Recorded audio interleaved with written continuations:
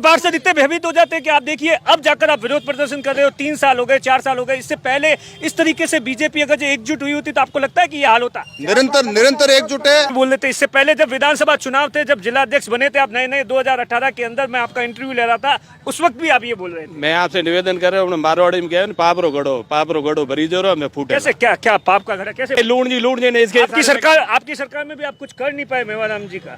मेवाराम जी का हो जाएगा, रिकॉर्ड है ना। मैं अभी आपको एक बात और बता देता हूँ, ये जो कहता है ना बार बार कुछ नहीं कर पाया, सिख तरह। और 2024 में केंद्र में सरकार आएगी, केंद्र की एजेंसी आएगी यहाँ जांच करने के लिए।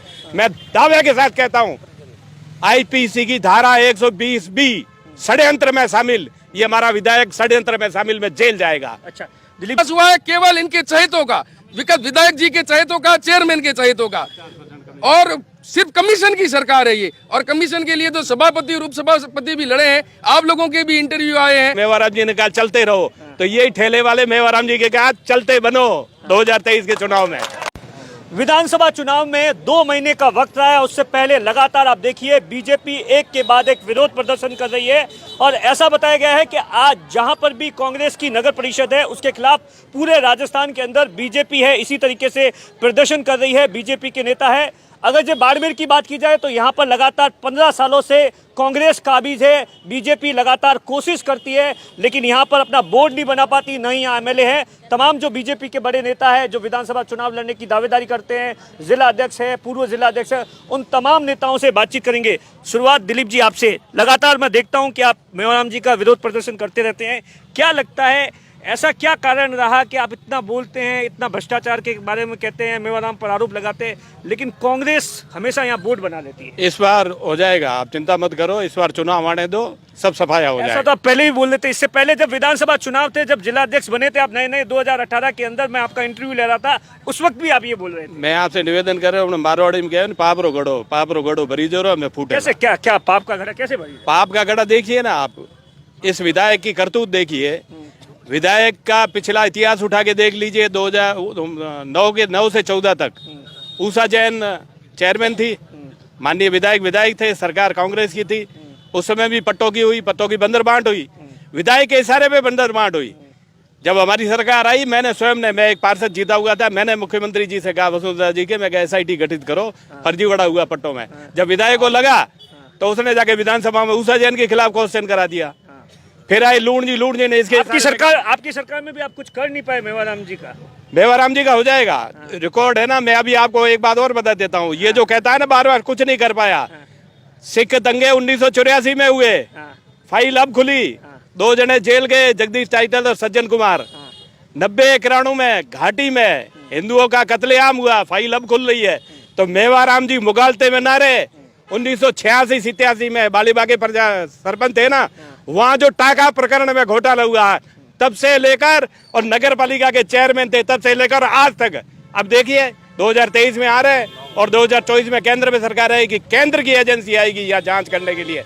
मैं दावे के साथ कहता हूँ, आईपीसी की धारा 120B षड्यंत्र में शामिल, ये हमारा विधायक षड्यंत्र में शामिल में जेल जाएगा। अच्छा दिलीप जी, जब अभी हाल ही के दिनों में जब यहाँ पर तमाम विवाद हुए, बीजेपी ने आरोप लगाया, उसके बाद में SDM की ओर से कहा गया था कि भाई अगर जो इस तरीके का है, आपने एक बड़ा पोथा सौंपा था, वो क्या था, उसमें किस तरीके से वो तथ्यों के आधार पर विथ डॉक्यूमेंट्स एविडेंस जो फर्जी पट्टे दिए।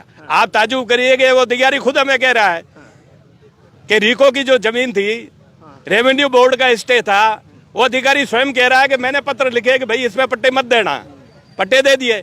अब इसको आप क्या कहोगे? ये जो अधिकारी बैठे हैं वो खुद हाथ ऊपर करे हुए हैं कि साहब, ये मेवाराम जी तो ये मुख्यमंत्री से भी बड़े हैं। मुख्यमंत्री से? हाँ, कैसे? मुख्यमंत्री जी ने घोषणा करी कि शहरी क्षेत्र के अंदर 69A का पट्टा 501 रुपए में दिया जाएगा। आपने होर्डिंग देखे? अशोक गहलोत के आदम कद होर्डिंग लगे हुए यूं, 69A का पट्टा शहरी क्षेत्र के अंदर 501 रुपए में। इस नगर परिषद को मैं कहता हूँ, मुझे एक भी पट्टा बता दे जिसको 501 रुपए में दिया हुआ, तो मुख्यमंत्री से बड़ा ही हुआ ना।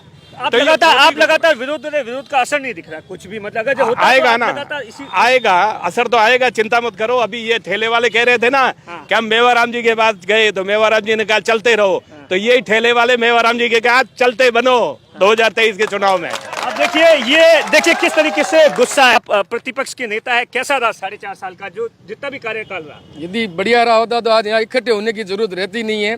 ये इन्हीं के काले कारनामों की वजह से बाड़मेर के जो इन्होंने एकदम तो क्षण भंग कर दिया है, बाड़मेर को किसी लायक नहीं छोड़ा है। केवल थोड़ा बहुत रंग रोगान, और वो भी किस दर पे किया है। बाड़मेर की जो मूलभूत आवश्यकता है उनमें तो उन्होंने ध्यान नहीं दिया। एक दिन सड़क बनती है, दूसरे दिन टूट जाती है, उसकी लिखित शिकायत करते हैं, लेकिन फिर भी वो सड़क ठीक नहीं होती है। कहते 3500 करोड़ रुपए खर्च हुए इस बार। खर्च हुए, इन लोगों का तो विकास हुआ ही। हम सब चिल्ला चिल्ला के कह रहे हैं कि विकास किनका हुआ है? विकास हुआ है केवल इनके चहेतों का, विधायक जी के चहेतों का, चेयरमैन के चहेतों का। और सिर्फ कमीशन की सरकार है ये, और कमीशन के लिए तो सभापति और उपसभापति भी लड़े हैं। आप लोगों के भी इंटरव्यू आए हैं, बड़े चाव से आप लोगों ने वो इंटरव्यू जनता को दिखाए हैं, तो अब कहने की कोई तो बात रही नहीं है।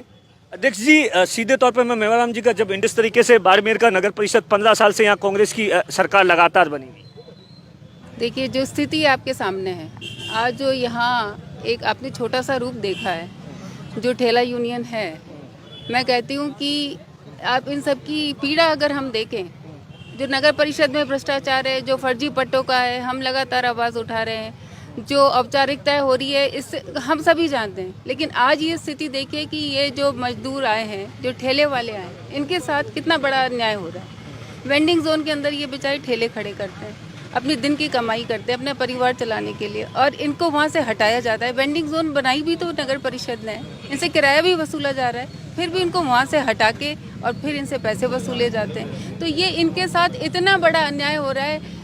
मैं आज मीडिया के माध्यम से पूरे मजदूर संघ को, ठेला यूनियन को विश्वास दिलाते हैं कि भारतीय जनता पार्टी आपके साथ है, आपके अधिकार के लिए हमेशा आपके साथ लड़ेगी, क्योंकि आदरणीय प्रधानमंत्री नरेंद्र मोदी जी जो मजदूरों के लिए बहुत बड़ी योजनाएं लेकर आए हैं। एक तरफ हमारी केंद्र सरकार है जो मजदूरों के लिए भला करने का काम कर रही है, और यहाँ के जो विधायक हैं किस तरीके से आपको ही परेशान कर रहे हैं, जनता को परेशान कर रहे हैं। बाकी तो छोड़िए, जो रात दिन काम करता है, जो रोज कमाता है, रोज खाता है, उसकी कोई पीड़ा भी नहीं समझ पा रहे। तो इससे देखिए 15 साल हो गए, कुछ भी हो नहीं पाया। इस तरीके से आप लगातार दावा करती, जब चुनाव आते हैं तो जीतते तो मेवाराम जी है। देखिए ऐसा है कि हर चीज का अंत होता है।